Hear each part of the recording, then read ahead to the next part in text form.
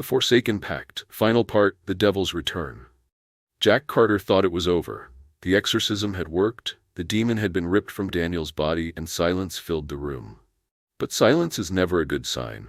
As Jack knelt beside Daniel, checking for a pulse, a chill crept through the air.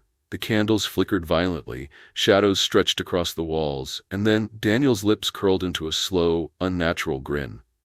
"He let me go, because he found someone else." Jack's stomach twisted. He turned his head slowly.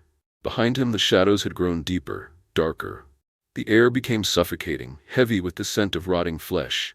Then something breathed. A sudden force threw Jack across the room, slamming him into the wall. The others screamed as an inhuman growl rumbled from the darkness. Daniel's body convulsed, his spine arcing unnaturally as a black, swirling mist seeped from his mouth. But it wasn't leaving. It was shifting. Jack barely had time to react before Daniel's eyes snapped open, glowing a sickening blood red. The demon wasn't gone, it had just evolved. Daniel's body snapped and twisted, bones cracking like dry branches. His head jerked unnaturally, his eyes burned blood red, and his mouth stretched into an unholy grin. Jack gripped his Bible, forcing himself to breathe. He began the exorcism, his voice trembling. The air around them grew thick and heavy, reeking of decay. Shadows stretched unnaturally across the walls. Then, Daniel laughed. A sound so inhuman, so guttural, it froze Jack's blood. "You think this ends here?" The demon rasped. "You only made me stronger." The church shook violently. The walls split open, black liquid seeping from the cracks. Candles burst into flames, and every cross flipped upside down. The ground trembled, and Jack felt it. Something was breaking through.